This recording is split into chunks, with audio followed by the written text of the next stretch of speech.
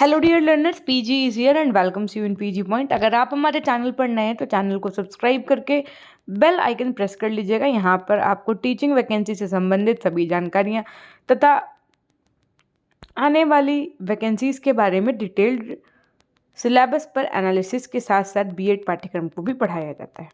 तो आइए बताते हैं कि आज का हमारा टॉपिक क्या रहने वाला है। यूपी टेट पेपर 2 का हर एक पॉइंट क्लियर कर रहे होंगे हम आपके समक्ष डिटेल में एकदम।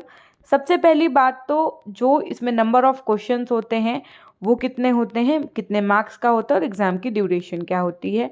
ठीक है, तो देखिए सबसे पहले तो मैं आपको बता दूं टोटल टाइम ड्यूरेशन जो होता है वो 150 मिनट्स होता है।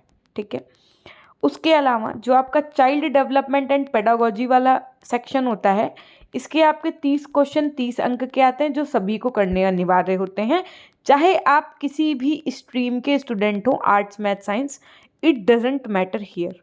ठीक, उसके बाद में जब बात आती है यहाँ पर साइंस मैथ्स और सोशल साइंस के बच्चों की, दो कैटेगरी में डिवाइड है। यदि आपके स्नातक में मैथ्स यानी कि आपका जो बीएड का पेडागोजी सब्जेक्ट यदि साइंस और मैथ्स था तो आपके 60 क्वेश्चन उसके आएंगे 60 नंबर के, समझिएगा बात को, जिसमें से 30 साइंस 30 मैथ्स के होंगे।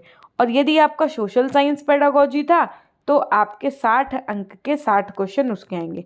यानी कि बात यहाँ पर ये है कि जो मैथ साइंस वाला बच्चा है उसकी मैथ्स और साइंस पूछी जाएगी, जो सोशल साइंस वाला बच्चा है उससे सोशल साइंस के 60 क्वेश्चन पूछे जाएंगे। ठीक, लैंग्वेज 1 और लैंग्वेज 2, मैम क्या डिफरेंस होता है? हमने कहा लैंग्वेज 1 जो होती है वो हिंदी होती है, वो तो अनिवार्य ही है। ठीक है, सीधी सी बात है, उसके 30 क्वेश्चन 30 नंबर के होंगे। लैंग्वेज 2 में आपको संस्कृत, उर्दू और अंग्रेजी का ऑप्शन मिलता है। इनमें से आप कोई एक सेलेक्ट कर सकते हैं जिसमें आपको 30 अंक के 30 नंबर के क्वेश्चंस पूछे जाने हैं। ठीक है, तो टोटल आपके पास कितना समय होगा? 150 मिनट का। नंबर ऑफ क्वेश्चंस कितने होंगे? 150। आपको मार्क्स कितने मिलेंगे? 150। क्या मैम नेगेटिव मार्किंग होती है? हमने कहा फिलहाल तो नहीं होती है। ठीक है, अब मैम डिटेल सिलेबस बताइए जरा कि सीडीपी में कौन कौन से लेसन्स आते हैं, टॉपिक क्या होते हैं, साइंस और मैथ्स में कौन से टॉपिक्स आते हैं, सोशल साइंस में लैंग्वेज 1 और 2 के टॉपिक्स। हमने कहा ओके। तो देखिए सबसे पहला जो है वो है आपका चाइल्ड डेवलपमेंट एंड पेडागोजी, यानी कि 30 नंबर के आपके जो 30 क्वेश्चन पेपर 2 में सीडीपी के आते हैं उससे संबंधित हम टॉपिक्स की चर्चा कर रहे होंगे। तो अगर अभी तक आप हमारे चैनल पर नए हैं तो चैनल को सब्सक्राइब करके बेल आइकन ज़रूर प्रेस कर दीजिएगा। ठीक है, देखिए तो सबसे पहले 30 प्रश्न जो आपके सीडीपी के आएंगे उसमें जो विषय वस्तु आएगी वो कौन कौन से होंगे, इसका आप स्क्रीनशॉट भी ले सकते हैं। साथ में अगर आप नोट कर रहे हैं तो इससे अच्छी बात हो ही नहीं सकती, आप नोट कर लीजिएगा। देखिए बाल विकास का अर्थ, उसकी आवश्यकता, बाल विकास की अवस्थाएं, शारीरिक विकास, मानसिक विकास, संवेगात्मक विकास, भाषा विकास, अभिव्यक्ति क्षमता का विकास, सृजनात्मकता एवं सृजनात्मक क्षमता का विकास, बाल विकास के आधार एवं उनको प्रभावित करने वाले कारक कौन कौन से, जैसे वंशानुक्रम कारक, वातावरण से संबंधित, पारिवारिक, सामाजिक, विद्यालय संचार माध्यम।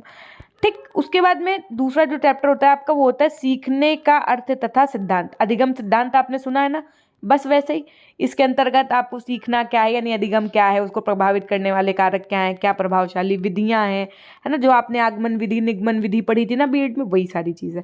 अधिगम के नियम की अगर बात आ जाएगी तो थॉर्नडाइक के सीखने के मुख्य नियम क्या थे, उनसे संबंधित क्वेश्चन, अधिगम में उनका महत्व क्या था, अधिगम के प्रमुख सिद्धांत तथा कक्षा शिक्षण में यानी कि क्लास में जब आप पढ़ा रहे होंगे तब इनकी क्या व्यवहारिक उपयोगिता है, थॉर्नडाइक का जो आपका प्रयास और त्रुटि का सिद्धांत था, पावलव का संबद्ध प्रतिक्रिया का सिद्धांत, स्किनर का क्रिया प्रसूत अधिगम सिद्धांत, कोल्हर का सूझ सिद्धांत, अंतर्दृष्टि का सिद्धांत, पियाजे का सिद्धांत, वाइगोत्स्की का सिद्धांत, सीखने का चक्र, आपका सब कुछ पठार एंड ऑल, इनसे क्वेश्चन बनेंगे। उसके बाद में है आपकी शिक्षण एवं शिक्षण विधाएं, या शिक्षण एवं शिक्षण विधियां भी आप कह सकते हैं। यही एक पूरा मुद्दा है जिसमें कि सुप्रीम कोर्ट ने बोला है कि बीएड वाले मान्य नहीं होंगे, किस बेसिस पे, कि शिक्षण विधाएं उनको वो नहीं पढ़ाई जाती हैं जो प्राइमरी स्तर के बच्चों को पढ़ाने के लिए एक टीचर के अंदर पढ़ाया जाना चाहिए। सारी लड़ाई इसी पॉइंट से थी खैर उस चीज़ पे हम चर्चा ही नहीं कर रहे होंगे, पहले अपने सिलेबस को डिस्कस करेंगे। शिक्षण का अर्थ तथा उद्देश्य, संप्रेषण, शिक्षण के सिद्धांत, शिक्षण के सूत्र, शिक्षण प्रविधियाँ, शिक्षण की नवीन विधाएं, उपागम, सूक्ष्म शिक्षण तथा शिक्षण के आधारभूत कौशल। उसके बाद में आपका समावेशी एवं शिक्षा निर्देशन एवं परामर्श से संबंधित क्वेश्चन बनता है। समावेशी शिक्षा से क्या मतलब होता है ना, अपवंचित वर्ग क्या है, आपका शारीरिक दक्षता क्या है, मानसिक दक्षता क्या है, समावेशन के लिए क्या आवश्यक उपकरण है, वही टीचिंग लर्निंग मटेरियल्स आपके। समावेशित बच्चों को जो है अधिगम जांचने के लिए क्या टूल्स और क्या टेक्नोलॉजी की आवश्यकता होती है। समावेशित बच्चों के लिए विशेष शिक्षण विधियाँ, ब्रेल लिपि हो गई आपकी, ठीक। समावेशी बच्चों के लिए निर्देशन यानी कि गाइडेंस एंड काउंसलिंग का क्या मतलब होता है, ठीक। मनोविज्ञान शाला उत्तर प्रदेश प्रयागराज के बारे में परामर्श में सहयोग देने वाली जो आपके विभाग और संस्थाएं हैं उनके नाम पता होने चाहिए आपको, उनका कब, खैर वो सब चीज़ें तो जब पढ़ाएंगे तब आपको एक एक बताएंगे। और आपके जो डाइट वाले कॉलेजेस हैं, पर्यवेक्षण और निरीक्षण है ना, इन सब से आपको संबंधित चीज़ें पढ़नी है। उसके बाद में आती है आपके पेडागोजी की थिंग्स, जैसे आपने विषय पढ़ लिया, कंटेंट में क्या क्या पूछा जाना है। अब बात आता है कि अध्ययन और अध्यापन का, ये आपको हर सेक्टर में पढ़ना पड़ेगा, यानी कि मैथ्स वाले स्टूडेंट होंगे तो मैथ्स की पेडागोजी पूछी जाएगी, साइंस वाले होंगे तो साइंस की पूछी जाएगी, एकदम उसी तरीके से। बालक किस प्रकार से सोचते हैं, यानी बच्चा कैसे सोचता है, सीखता है ना, कैसे अपनी चीज़ों का एक उम्र के हिसाब से प्रदर्शन करता है, और प्रदर्शन करने के दौरान कुछ बच्चे सफल और कुछ असफल क्यों होते हैं, इससे संबंधित बातें।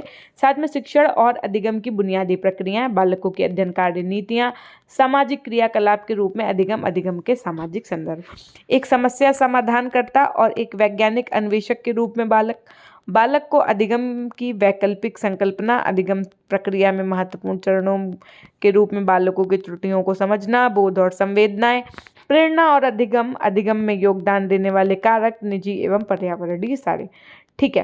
तो ये तो हो गया आपका क्या, पहला पार्ट पेपर 2 का, यानी कि अगर यूपी टेट का पेपर 2 आप देने जा रहे हैं तो उसमें पहला पार्ट होगा आपका बाल विकास और शिक्षा शास्त्र का, जिसका सिलेबस 30 नंबर का 30 क्वेश्चन आपका पूछा जाना है, कोई नेगेटिव मार्किंग नहीं है, वो हमने आपको बता दिया उसके अंतर्गत कौन कौन सी चीज़ें आनी है। अब बात आती है कि भाषा एक जो है हिंदी, वो कंपलसरी होती है, ठीक। भाषा 2 में आप ले सकते हैं अंग्रेजी, संस्कृत, उर्दू, जो भी, ठीक। मान लो कि अगर कोई बच्चा अंग्रेजी लेता है तो उसके लिए अंग्रेजी, उसके अलावा अगर आप गणित और विज्ञान वाले हैं तो गणित और विज्ञान, या सामाजिक अध्ययन वाले हैं तो सामाजिक अध्ययन आपका पूछा जाना है, ठीक। इसी के साथ में ये आपका पूरा 5 खंड में पेपर पूरा डिवाइड होता है, ठीक है। उसके अलावा अब ये हमने आपको आज यहाँ पर बाल विकास और शिक्षण विधियाँ जो हैं इससे संबंधित पूरी जानकारी दे दी है, ठीक है। बाल विकास, शिक्षा और शिक्षा शास्त्र से संबंधित जानकारी दे दी है। अब बचे जो आपके भाषा 1, भाषा 2, साथ में गणित और विज्ञान या सामाजिक अध्ययन, इनका सिलेबस नेक्स्ट वीडियो के माध्यम से हम आपको उसका सिलेबस कवर अप करवा रहे होंगे। तो देखिए, अगर अभी तक आप चैनल पर नए हैं और सब्सक्राइब नहीं किया है तो बेल आइकन ज़रूर प्रेस कर दीजिएगा। अगर आपको भी ऐसे ही डिटेल्ड सिलेबस की ज़रूरत है तो आप हमें कमेंट सेक्शन में ज़रूर बताइएगा। हम ना सिर्फ यूपी टेट के सभी सब्जेक्ट के डिटेल सिलेबस की वीडियो, अपितु आप जिसके सब्जेक्ट का बोलेंगे उसका हम आपको वीडियो प्रोवाइड कराने का प्रयास करेंगे। नहीं करेंगे अगर प्रयास तो उसके लिए हम आपको PDF भेज देंगे अपने Telegram channel PG Point official पर, आप यहाँ से भी जुड़ सकते हैं, ठीक है। ओके, मिलते हैं हम आपसे नेक्स्ट वीडियो के माध्यम से। अगला टॉपिक किस पे हो ये आप हमें कमेंट सेक्शन में ज़रूर बताइएगा। ये वाला जो सेक्शन था वो चाहे आप किसी भी स्ट्रीम के बच्चे हो, चाहे आपका जो भी सब्जेक्ट कॉम्बिनेशन हो, यदि आप यूपी टेट की पेपर 2 की परीक्षा देंगे तो आपके में ये विषय तो आना ही आना है और सबको अटेम्प्ट भी करने हैं इसके क्वेश्चन। बाकी के जो पार्ट के क्वेश्चन हैं उसकी जानकारी हम आपको नेक्स्ट वीडियो के माध्यम से दे रहे होंगे। धन्यवाद।